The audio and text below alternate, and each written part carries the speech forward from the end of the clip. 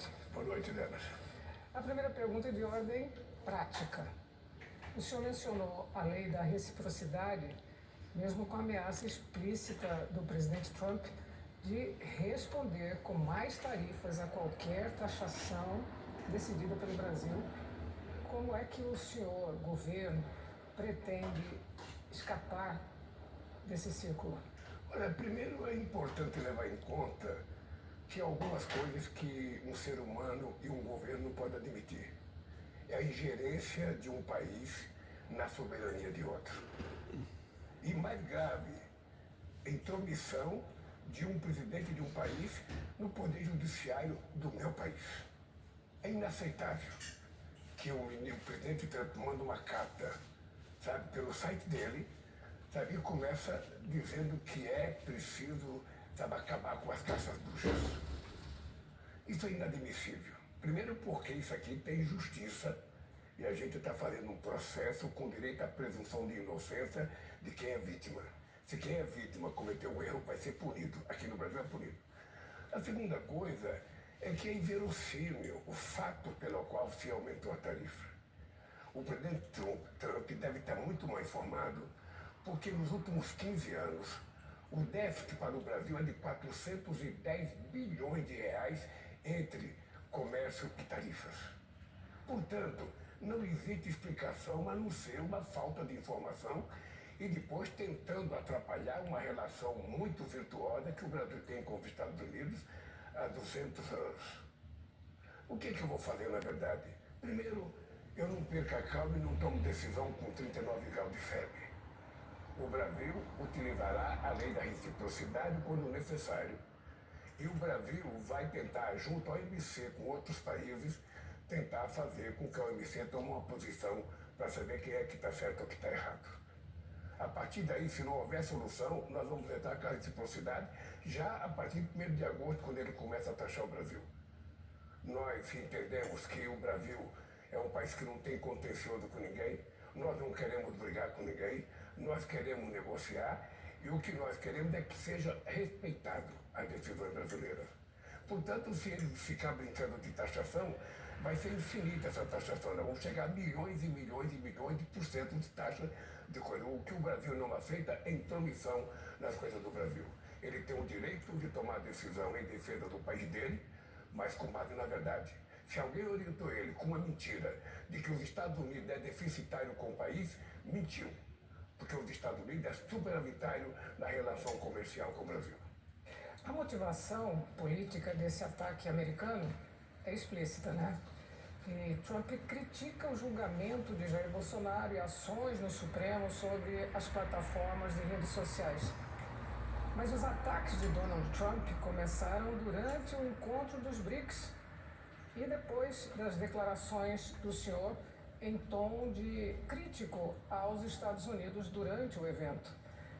Que papel o senhor atribui às suas declarações nas motivações do presidente americano? Nenhuma.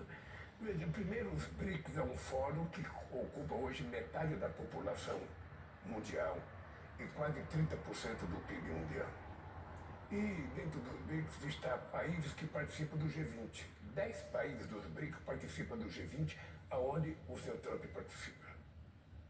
Segunda coisa, nós temos 3 países que foram convidados do G7 agora. 4 países, Brasil, México, África do Sul e Índia. Quarta coisa, o BRICS é um agrupamento de países que trabalha em prol do sul global. Nós cansamos de ser subordinados ao norte. Nós queremos ter independência na nossa política, queremos fazer comércio mais livre e as coisas estão acontecendo de forma maravilhosa. As coisas vão continuar melhorando e nós estamos discutindo inclusive a possibilidade de ter uma moeda própria ou quem sabe com as moedas de cada país a gente fazer comércio sem precisar utilizar o dólar. Porque nós não temos a máquina de rodar dólar, só os Estados Unidos que tem.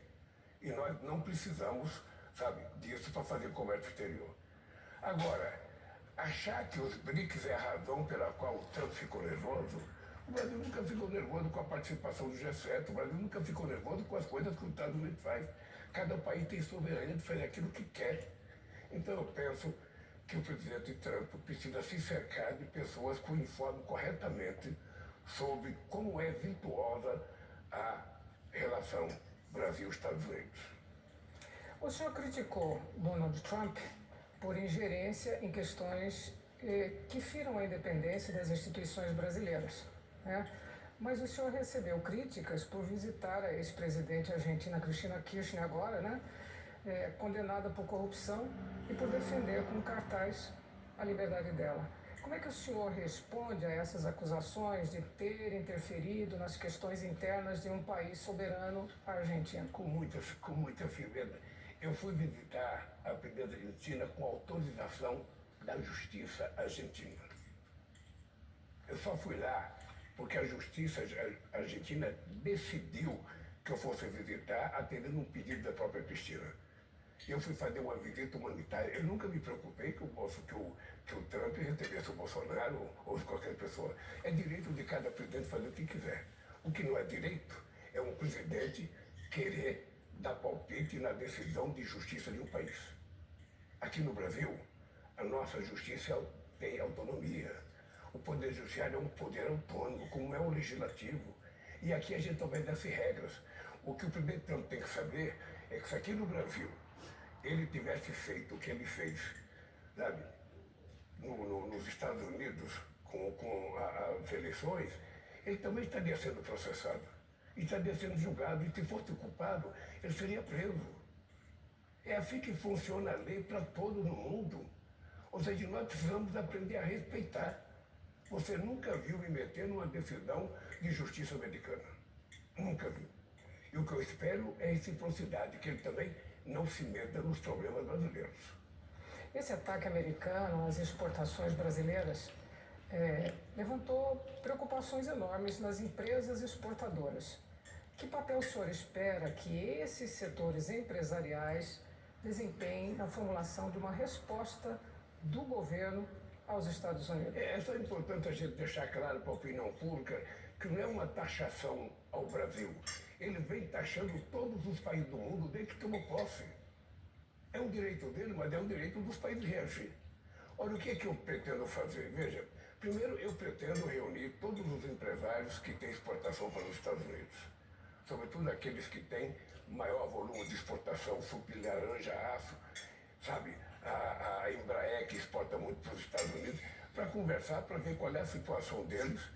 Nós vamos tentar fazer todo o processo de negociação que for possível fazer.